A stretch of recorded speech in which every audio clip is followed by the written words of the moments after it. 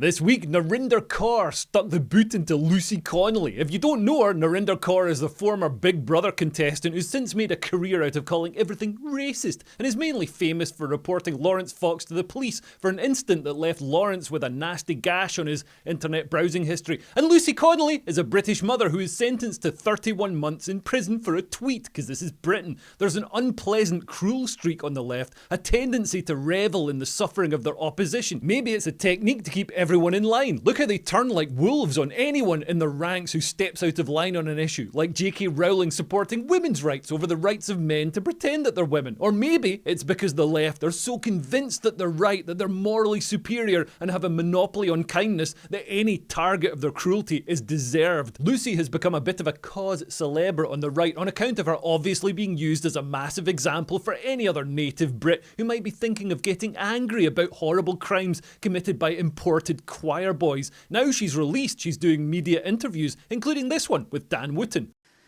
And then Narinder Kaur has criticised me, Lucy, for this interview. She has said, anyone who publicly supports and uses journalistic media to advocate burning women and children alive in their beds should be stripped of any entitlement to broadcast. Hang your head in shame, Dan. Oh, she's lovely, isn't she? I mean, can we just be clear? You never advocated burning women and children Nobody. alive So where in she their got that beds. from? Again, she's twisted the narrative to suit her own agenda. It's Narinder, isn't it? She's the biggest race baiter on social media, has been for a long time. If she was a white person, fact, she would have gone to prison a long time ago, and I don't care what anybody says she would. She says some vile things. If you don't agree with her, she comes for you. Within hours, Kaur publicly bragged, "I have reported Lucy Connolly's interview with Dan Wootton to the police." She then added the kicker, "I will laugh my head off if I'm the reason Lucy Connolly ends back in prison." Connolly was jailed for stirring up racial hatred, which is a serious conviction under Britain's ever-expanding speech laws. You can find her tweet unpleasant or repulsive and still think that a 31-month prison sentence for a tweet is a disastrous standard in a free country. But whatever your view of the sentence, Kaur's glee at trying to re-jail someone for giving an interview is the transformation of policing into a political sport. This isn't like the old left that I was part of when I was young and poor and stupid enough to think that wealth redistribution made sense. The left of civil liberties and defend to the death your right to say it. This is the new hall monitor left, deputised scolds who treat the police as their own personal content moderation service. Narinder seems to report people to the police on a daily basis. Aren't there laws against frivolously or maliciously wasting police resources? I guess the police would never use those laws against someone from a protected community. Narinder is actually proof that people can totally integrate. Just like your average lefty British woman, she's deeply entitled, takes no responsibility for any of her actions, and gets her growler out.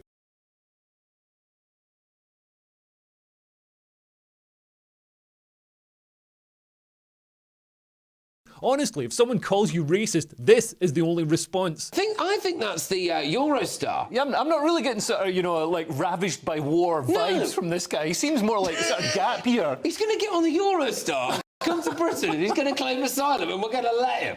This is just nuts, isn't And it? people say there's no safe routes. Yeah. But hang on, if you were coming from Ukraine, then we gave free Eurostar tickets to those people to cross from France to Britain. So what's the difference? They're genuine refugees. They're coming from an children. actual war, and it's mainly women and children. The worst war and the worst famine in the world is in Sudan. If you're coming from Sudan, and why have they even got more hellish time than why have they Kiev. got war and famine in Sudan? Because they've got a culture and a society that doesn't sustain civilization. So what's going to happen when we bring that culture and that society to the UK? Well, I think that's a bit racist, really, because your average 18-year-old that wants to travel here, that wants to save their life, have a family, maybe care for their family back home. Why don't they do it in Sudan? Typical. You know, the ones that come from Afghanistan, for example, and Syria is another good example, they overwhelmingly reject the sort of dominant, aggressive Islam at home, and that's why they're trying to escape. Do they? Oh, they all just happen to be like these perfectly nice, liberal, Western values people who've accidentally grown up in Afghanistan somehow and now want to escape the rigours of the culture that they come from. You're not exactly an endorsement for Scottish culture, I'll say that. And people are getting so pissed off with it. Does Narinder even realise the damage she's doing to cohesion in this country? I mean, maybe that's her plan. If she she tried this in any other country, she'd be executed in the town square. But she knows that British people are far too polite to do the needful and fire her from a cannon into the sea. Does Narinder even realise the damage she's doing to cohesion? I mean, maybe that's her plan. If she tried this in any other country, she'd be fired from a cannon into the sea. But she knows that British people are far too polite to do the needful and tell her to shut up. There was an amazing moment when she was on TV with Tom Skinner, who will be the future King of Albion, by the way, if he doesn't die first from eating a full Christmas dinner for breakfast every morning. And as she bitched at him and called everything racist, you could see the optimism and the British let's all muck in together attitude drain from his face until it summed up the feeling in this nation right now. And actually, I do worry for the coronation. In no sense is that a symbol of you know what that is? nationalism or That's just racism. kind of ignorance to me, because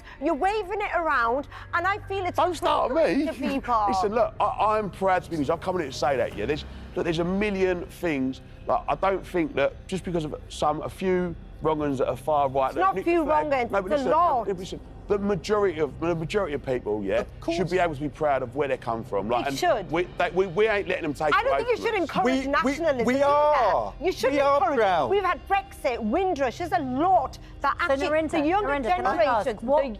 Okay, so what? Because you say, as a woman of colour, you don't feel that this flag represents you, or that there It's are not things- inclusive. Yeah. So what is your proposition? What would make you feel proud to be British? I think all the moderate voices, like Ed said he did do, we need to become louder and actually celebrate. St. George actually is a representation of multiculturalism, and he's a representation of tolerance. Born in Turkey. We should be more of a tolerant country. We are not that these days. We are not showing tolerance. The far right, and not even the far right, people are so much against asylum seekers, refugees. They're taking this, they're taking that. But let's celebrate. But if you give the flag and patriotism and St. George's Day to the far right You've and say given it. we're not going to touch it because that's something we're not proud of, that is a catastrophe for our country, and we have to own it together. It's outdated. We can be proud of the things which we achieved Do we need together. a new But flag? Let's get a new flag, because that one is outdated and it represents far too much negativity in this country. I think we need a new day. Did anyone celebrate St. George's Day? I mean, the turnout in Trafalgar Square In was Morley, there was the beautiful. big parade of school The turnout in Narinder, Trafalgar will you Square. celebrate the coronation? Actually, no, because I think the monarchy, no, I'm sorry, I think the monarchy represents... Have they gone as well? ...represents colonisation. They need to give back all their stolen jewels. Narinder, what I will not be celebrating. Okay. I feel sad. I do want King Charles to do the right thing. I feel he can National do Health the right Service? thing. I think, yes, I would celebrate Ooh, that, of course. good. But I Tick. think King Charles wants to be defender of all faiths. I have faith that he may do what his mother Our armed didn't forces? Okay. Yes, very proud, of course. Royal National There's lots Lifeboat of things Institute? I am proud to be Fish and proud to be chips? British. I love Remembrance fish and Sunday? chips. I am dying Last night of the proms?